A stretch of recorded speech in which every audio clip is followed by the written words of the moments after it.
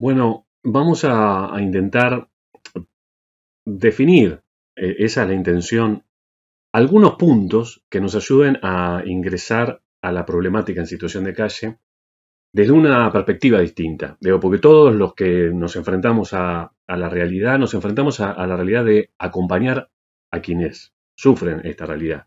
Estamos hablando de profesionales, actores, agentes sociales, voluntarios, profesionales de distintas ramas que nos acercamos, que por tarea voluntaria, por profesión, por laburo, enfrentamos esto. Entonces, la definición ayuda a cómo mejorar, a cómo intervenir en esta problemática. Es como fundamental para mí decir desde dónde, ¿no? Mi tarea tiene más que ver precisamente con el acompañar a aquellos que intervienen de manera directa. Entonces, con mucho respeto y cuidado, voy a tratar de hablar de estas cosas sencillamente como disparadores, como elementos que nos ayuden a poner en tensión, en conversación, en conflicto algunas cosas que a veces se dan por supuestas y otras nos generan eh, una coraza que nos permiten transitarla y no necesariamente nos deja ni cómodos, ni comprometidos, ni conformes. Términos los tres que ninguno solo está bueno, porque cómodo no podría serlo nunca, ni conforme, pero sí que nos tiene en un estado de intranquilidad en la tarea, porque no podemos resolver una dolencia o un malestar de alguien y al mismo tiempo nosotros estamos mal en lo que hacemos. Entonces, no vamos a hacer ni catarsis ni autoayuda, es sencillamente un momento, un rato, y en este momento y en este rato no se puede abarcar la realidad de las personas en situación de calle ni la problemática. Por eso es importante ese marco, porque aún pudiéndolo hacer, estamos hablando de una problemática compleja. No es nada nuevo esto, pero complejo en el sentido que no estamos hablando de diagnosticar una problemática, una situación particular y específica. A ver, no estamos hablando de la discapacidad, de una adicción, de una dificultad que puede tener un tratamiento, sino de un marco general en donde las conforma a todas, las incluye a todas esas y muchas más. Eso me parece que es un plano para tener en cuenta, quizás no es nuevo, pero es un punto a tener en cuenta que desde ese lugar, eh, por lo menos desde lo particular, no me atrevo ni quiero determinar qué es ser una persona en situación de calle. Me parece que esa es una gran pregunta que es permanente y que ayuda que sea permanente, particularmente porque la realidad cambia y la realidad de esta población también, mucho, y se nota mucho. En otras esferas y en otros marcos sociales hay cosas que van variando, pero siempre se sigue algo que tiene alguna lógica, un plano identitario que nos hace que de cualquier manera, en lo particular, cada uno podría repreguntarse y poner en crisis, en conflicto todo. Pero acá vamos a hablar de esta problemática y no nos vamos a correr de lo establecido o de lo que a veces ayuda a identificar o a caracterizar, incluso etiquetar eh, a esta población que llega a los hogares o a los distintos dispositivos o a donde vamos y nos encontramos con aquellos que están en su ámbito, en su lugar transitorio, como sea, y que hay grupos y cualquiera de los que puedan estar acá escuchando va y ayude, asiste. Es decir, vamos a aquello que los, no, iba a decir, identifica.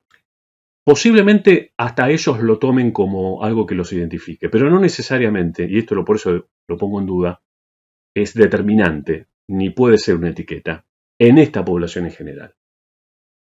A una población que se la denomina de muchísimas formas, ¿no? De crónicos, ambulantes, adictos, chapas, aparecen términos como mutantes, que le dan alguna cierta rasgos desde lo específico como para identificarlos dentro de un hospedado, de un paciente, en terminología más profesionales y bastante más cercanas a lo médico, a lo clínico, y otra que tiene más que ver con una poética de la calle, esto de los mutantes, que es un término que ellos lo utilizan mucho, ¿no? Y que uno lo va recuperando, tomando, y a veces lo que hace es dejarlo ahí, y entonces se convierte en una identidad. Pero es una discusión que podríamos estar otra charla más. Pero vamos a estos dos, vamos a poner dos casos, el del crónico y quizás el golondrina, el que llega y toca y se va. Es decir, obviamente ahí se marcan bien esas dos diferencias, ¿no? El crónico que se utiliza, que se toma de algo o se entiende de aquello que es de hace mucho, que es permanente, que quizás no tiene vía de escape, que no tiene solución. Esto uno lo identifica inmediatamente a, la- a las enfermedades crónicas, ¿no? A estos impedimentos que se pueden tratar, se pueden sostener, pero no va a salir de ahí. Es como un lugar donde es así, son así. Y después están los otros, este otro punto que parecería como lo opuesto, que es aquel el que llega por muchísimas razones, pero que de alguna manera desde él sabe y del que lo mira sabe que es un empujón y se va y vuelve al punto anterior o quizás hasta un santo de promoción distinto. En estos dos planos me detengo solamente porque es lo que habitualmente se utiliza, ¿no? El que está girando, el ambulatorio, ¿no? El que deambula, y el crónico que uno ya sabe que viene por ahí. Lo pongo en duda porque los que están acá escuchando y mirando o lo ven y lo vieron o lo van a ver, porque tarde o temprano la posibilidad de entender y ponernos cerca del otro nos define también una manera de intervenir, que lo vamos a ver o lo van a ver ustedes en la continuidad de estos espacios y estos encuentros. Pero entonces, en esos dos planos ya hay una postura. Determinar que uno es de una determinada forma, que este crónico, el que no puede salir, el que es de la calle, nos pone en un lugar donde no hay manera de escape, ni de colaborar, ni de acompañar. Entonces ahí se hace muy importante entender que hay una historia detrás de cada uno, detrás de nuestra, pero la de ellos. Que por supuesto hay cuestiones específicas, puntuales, que le puede pasar a cualquiera, que tiene que ver no con una situación de pérdida, que no tiene casa o no tiene trabajo o se quedó sin recursos económicos. Porque quizás hay muchos que teniendo eso igual, bordean, banquinan, tocan la banquina de ese transitar por la calle. No, podríamos partir que nos podría pasar a todos, o a muchos. A algunos nunca. Incluso nunca pueden perfilar eso. Pero bueno, a quienes nos acercamos al otro, a ese que está sufriendo este tránsito por la calle. Y utilizo el término de tránsito en la calle porque ya hay una postura ahí, que es un paso. No, no podemos tomarlo como una definición tajante y determinante. Pero si miramos para atrás en la historia de este abordaje o de estas intervenciones, es blanco-negro, pero en el correr del tiempo aparecen las posibilidades de ver que en el otro hay posibilidades de transitar de una manera distinta. Porque también podemos plantear si se puede salir o no de la calle. Pero, insisto, no podemos recorrerlo en estos minutos. Sí poder entender que hay historias que están vinculadas a lo material y otras que están vinculadas a desamparos emocionales, espirituales, afectivos. Y aquellos que no tienen la oportunidad de mirar un poco más, de encontrarse con herramientas o andamiajes que muchos tenemos, y entonces nos hace pisar y volver, o siempre tener algo que nos ayude, que nos saque rápido de una dolencia tan grande. Pero aquel que llegó ahí tiene millones de motivos. Y hay algo que en la historia, por lo menos en la nuestra, en la de Argentina, es muy marcada, ¿no? Hace 20 años atrás, una gran crisis, quizás la más fuerte, que se emparenta mucho a esta en relación a cómo conmovió a la sociedad. En el 2001, la caída, las crisis que tocó a los más pobres y a las clases medias que estaban sosteniendo la realidad, ese es un escenario en donde eclosionó, hay una implosión social que genera que muchos que estaban agarrados de muy poco, pero que tenían su ámbito de sobrevivencia, quedaron definitivamente en la calle porque no tenían dónde comer, dónde dormir, dónde abrigarse. Y en ese plano hay de todo. Hay de aquellos que tuvieron que dejar una casa con confort y otros que ya estaban ahí, pero podían sobrevivir con un poco. Esas historias no son lo mismo de los últimos años y los mismos que va a pasar de acá en adelante. Las historias son muy complejas y distintas. Y por eso vale prestarle atención a eso. Y ahí ya hay un enfoque, hay un entender que el perfil no se da de afuera. No podemos decir las personas en situación de calle son estas. Pueden tener esta caracterización que hace tanto que está una persona que hace 30 años, 20 años, y hay más, que viven y atravesaron esta historia, podemos decir, ¿cómo va a ser para salir?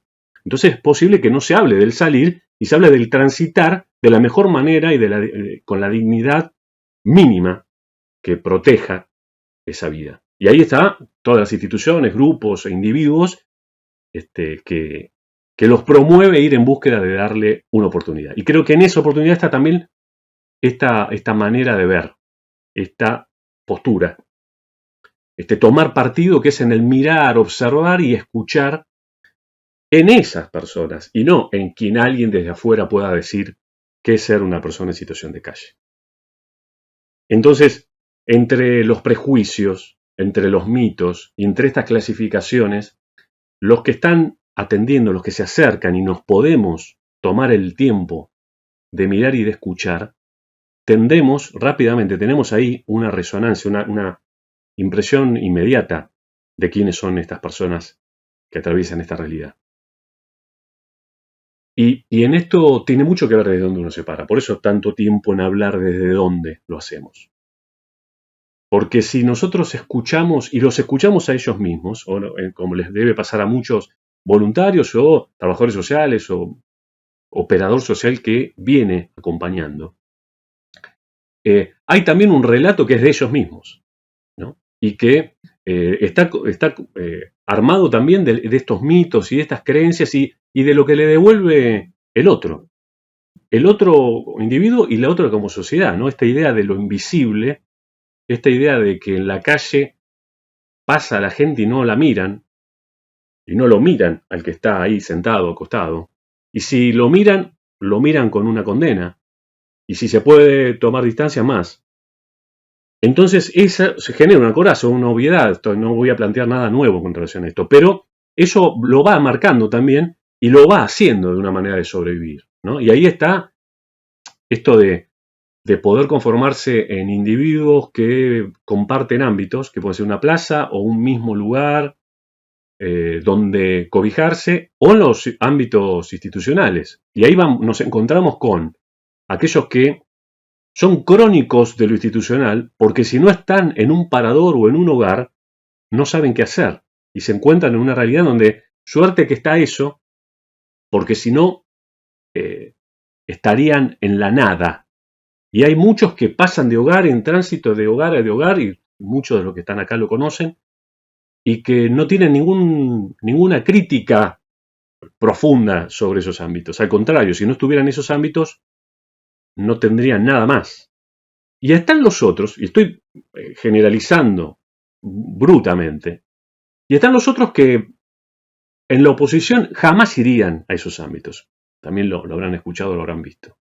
Parecería como, pero si te están dando un lugar, ¿cómo lo rechazas? Si estás en la nada. Entonces ahí aparece también una mirada como crítica y juzgadora de aquel que dice, no, yo no quiero estar en un parador, no quiero estar en un hogar, no quiero estar en un lugar donde me quiten la libertad, donde me exijan. Hay una cantidad de cosas que cómo vamos a poder reflexionar de esto en media hora, en una hora. Requiere todo un tiempo y requiere de una particularidad, de la escucha al otro. Entonces, ahí hay una pista que me gustaría compartir con ustedes que está relacionada a eso, al acercarse más allá de lo que yo sepa o de lo que yo perciba. Porque hay un antes, un después y hay un posterior a ese después. Es decir, hay un primer encuentro en donde, como en cualquier vínculo, hay una necesidad de confianza, de entender y de creer en el otro. Y eso puede tardar una vida, nos pasa en otras relaciones. Entonces, un dato está relacionado a esto. ¿Con quién se vincula la persona en situación de calle? Quizás eso es lo más fuerte. Lo que se perdió, una de las cosas muy concretas, es el vínculo. Ni hablar de lo afectivo y de la contención, que todo eso está. Pero está, en tanto en cuando se genere ese enlace, ese vínculo.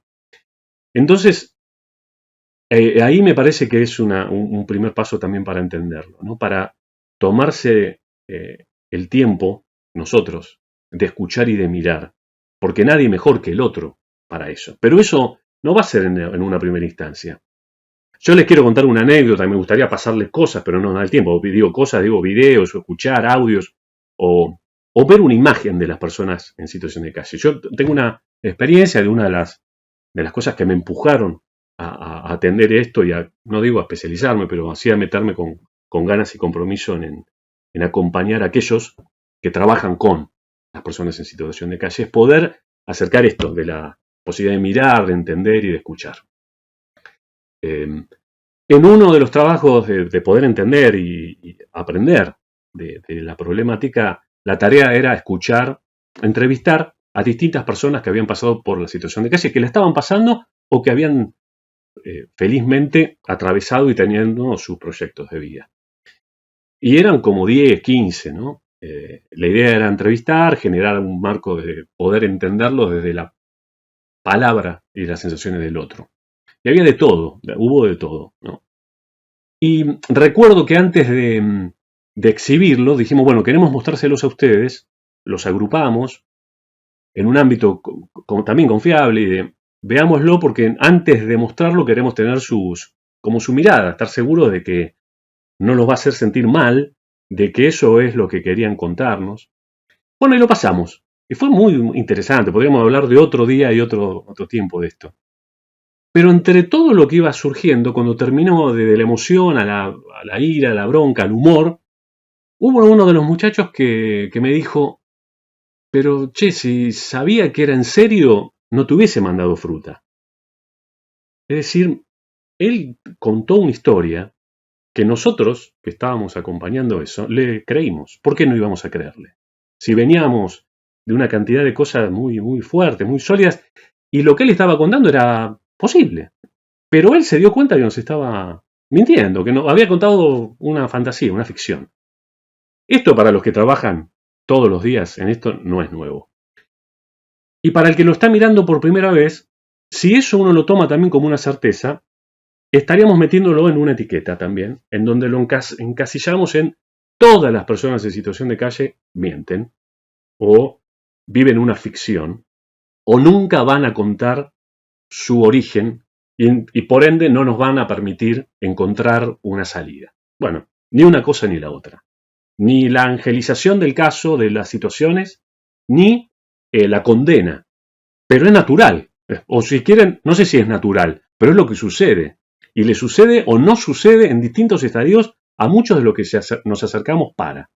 Y habitualmente en la cotidiana, pasa como todo lo que uno puede tomar distancia y volver, en el día a día aparecen muchos de esos prejuicios, aparecen muchos de esas condenas o de esas etiquetas que hacen que uno maneje esto de esa manera. La gente en situación de calle es así. Están los crónicos, están los deambulantes, están esto, están... Y cada uno de esos, me permito poner en duda y en diálogo, que no todos son nada de todo eso. Es decir, nada es determinante, ni siquiera en aquel que hasta hace 10 minutos parecía un crónico, o su realidad es así. Me detengo también acá al decirlo porque ¿desde dónde puedo dar esta certeza? Por lo menos en este ámbito de pensar y de tener una intención en ver cómo podemos sacar algo nuevo de nuestra acción, no del otro, sino de nuestra acción, de la acción profesional, voluntaria. Esta idea que se propone de descubrir juntos, ¿sí? Nuevas maneras, es eso, es rever cómo nosotros estamos parados frente a ese hacer, a ese accionar, a esa intervención, que también está bueno empezar a tomarla como una manera de intervenir socialmente. Asumir que nos estamos metiendo en algo que altera. Y según como lo hagamos, puede dar una luz, puede darle una oportunidad o puede no más que dejar cerrado algo que él que estaba en la calle, él que estaba transitando esto, no hace más que naturalizarlo, asumirlo. Y si no, porque no queda más remedio, porque es lo que lo identifica a diferencia de otros. Entonces son los de la calle y somos los que estamos en las casas. Y entonces ahí es donde es necesario pararse y quizás eso solo para mí es un buen punto para poder entender qué es lo que le pasa al otro, qué buscan, qué nos están pidiendo. Quizás nada más que la espera al relato del otro. No importa si es ficción o no, porque en esa ficción también hay cosas. Y de nuestro lado, en todos los planos de la característica de nuestro ser, si no hay escucha, no hay mirada, y eso con tiempo, con darle al otro un momento para que esto pueda suceder, es casi imposible. Entonces, cada uno, y por eso dije, es una postura, es una mirada y es una invitación a ese andar, ¿no? Desde la observación de esa realidad, sabiendo que nosotros estamos de este lado, que lo podemos ser ellos, claro, que atravesamos situaciones de vulnerabilidad sin duda, pero que tenemos esta posibilidad. Y esta posibilidad ellos no la tienen. Entonces, esto que parece obvio es de mínima, es sacarnos todos esos prejuicios. Incluso esos cansancios, esos fracasos de no pude sacarlo, no pude ayudarlo como yo pensaba, pero es que partimos ya del fracaso, partimos ya del error si creemos que nosotros tenemos la respuesta a una duda que todavía no fue planteada. Entonces se me ocurre compartir con ustedes que seguramente no es nuevo para muchos, pero sí en ponerlo en común y el pensar juntos, que el poder escuchar, el mirar con ellos esa realidad, que puede tardar un tiempo, como un proceso. Por eso los dispositivos como hogares de tránsito o los centros de inclusión social, que es lo que viene o lo que estamos transitando, e incluso hasta los paradores, ¿por qué no? ¿No? Más allá de las miradas y las observaciones que uno pueda tener, son posibilidades de ese tránsito, de ese proceso de escucha, de encontrarse, de mirar con otro, con una sociedad que por afuera no los mira. Porque incluso cuando uno va con algo, está buenísimo, solidariamente uno le está dando un abrigo, pero quizás no es lo que él está esperando, pero que le sirve, por supuesto, en esta red, en este circuito, en este sistema de sobrevivir, todo vale y todo está bueno para aquel que está en la lona o en la nada. Entonces, al plantearnos cómo cambiar o qué cosa nueva sumar, tiene que ver cómo nosotros nos paremos y desde dónde. Si lo que nosotros vemos es que este no va a salir nunca, que esta persona es así, ya partimos de un fracaso, no hay posibilidad. Si en eso lo que buscamos es qué podemos sumar, y por otro lado, ¿a dónde nos paramos frente a esa necesidad? Y en conjunto, y en una institución, o en un grupo, en un equipo de trabajo, sin prejuicio, o combatiendo los prejuicios, podemos ir en búsqueda de, bueno, ahí el paso que faltaba. Estamos viendo estas dos dimensiones, ¿no? La dimensión de la persona en situación de calle y nosotros con ella, y la dimensión del intervenir, de nosotros de este lado, queriendo acompañar. Si ese nosotros no está enmarcado y sostenido del afecto, respeto y la posibilidad de tomar al otro con lo que es y con lo que quiere mostrar, porque tampoco podemos acusarlo del engaño y de la mentira, tampoco. Entonces, desde ese lugar es, con todos esos matices, es cómo podemos nosotros ofrecerle algo muy concreto, puntual, que no nos desgaste de más, porque si no volvemos a esto de nos cansamos y escapa. Entonces, el otro también, ellos ven a aquellos operadores que pasaron, una vez y se cansaron. Aquel lugar, aquella institución que antes estaba, pero ya no está más porque y se agotó.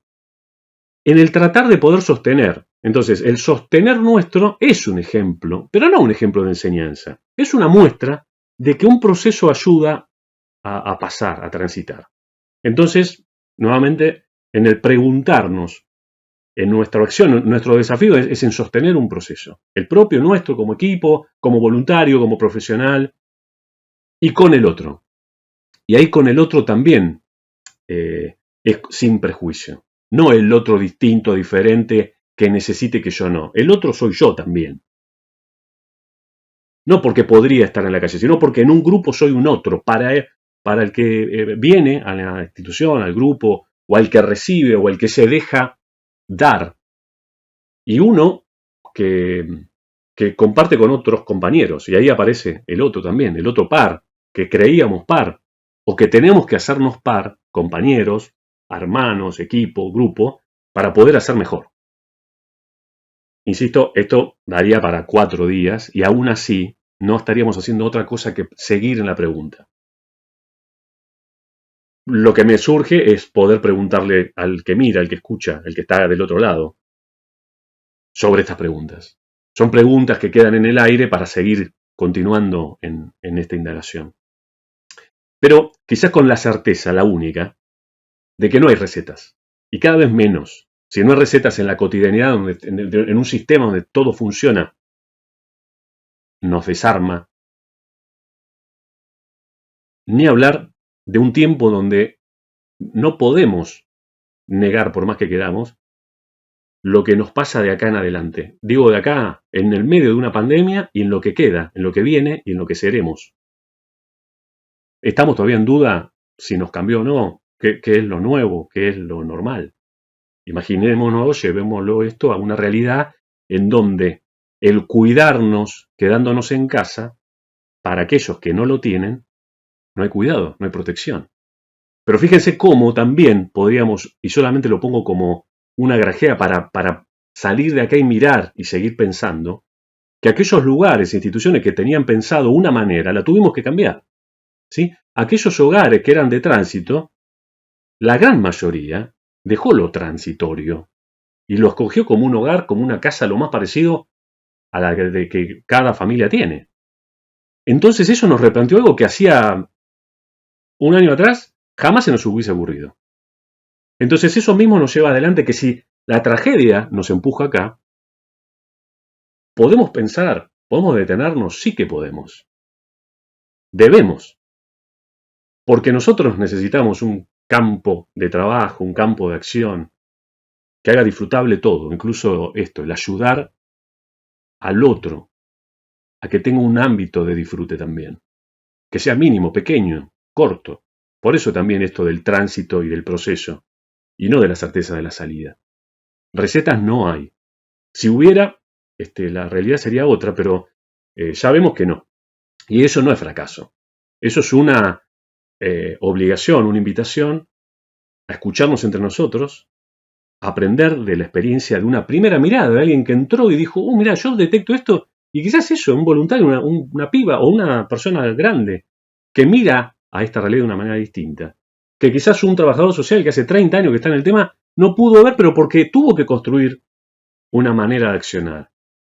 De los dos hay para aprender. Esto parece obvio, pero no lo podemos hacer porque nos falta este ámbito, por eso lo celebro.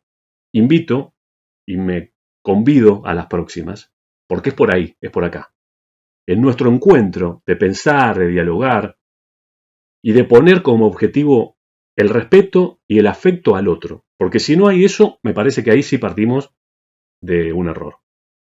En las instituciones que tienen esto como obligación, a veces es más difícil, pero les aseguro que adentro de esas instituciones, aunque suene una obligación tener que enfrentar algo que quizás no le gusta a nadie, aún así, hasta en un dirigente, en un funcionario, un profesional que lo llevan a eso porque no queda más remedio, aún ahí, en esa persona, hay una fibra que moviliza el otro y que muchas veces es imperceptible, pero hace contacto con ese que está ahí esperando, porque lo miró, porque le prestó atención, porque está haciendo algo que cree que es posible.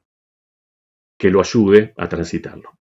Entonces, si justamente aquel que no tiene ninguna vocación, ninguna intención directa de querer intervenir, lo puede hacer algo, porque hay miles de personas que están atendiendo esta problemática, así como hay miles, decenas de miles de personas en la calle y que lamentablemente crece esa población, también hay muchos, como los que están del otro lado, como todos nosotros que estamos reunidos, que estamos ahí en búsqueda de que esto tenga un cauce, que sea un camino por donde transitar juntos y dejar de sacar la mirada. Entonces volvemos a eso, la propuesta es la mirada, la escucha y aprender de todos. Y particularmente, si queremos saber quién es la persona en situación de calle, es acercarnos a ellos y en la escucha y en la mirada, para los que poco de esto pudimos hacer, viene rápidamente algunas acciones posibles. Bueno, es un desafío. Para mí ese es el desafío. Parece, y posiblemente quizá lo sea obvio, pero es una invitación permanente. Celebro que nos estemos encontrando para preguntarnos. No hay ni recetas ni definiciones cerradas. Y yo diría por suerte. Porque cuando aparecen esas certezas, siguen encajonándonos. Lo que no es suerte es lo que viven ellos. Entonces, nosotros no podemos detenernos en el pensar sin ellos. Vale toda apuesta y no hay tiempo perdido cuando nos podemos detener para ver cómo entender, comprender, acompañar y ponernos nosotros en un lugar donde no nos lleve el ser protagonistas de ese camino. No nos puede angustiar a nosotros lo que no podemos. Lo que nos puede mover es la angustia del otro, y si tenemos deficiencias, malestares, imposibilidades, ver que nos pasa a todos eso, y que si todos estamos en esas imposibilidades, que no sabemos cómo, si lo pensamos entre todos, quizás eso nos movilice a ese cambio o esas posibilidades de accionar. La seguimos en ámbitos más chiquitos, en preguntarnos cosas y respuestas que tengan o que partan quizás con esta misma metodología. La seguimos. Gracias.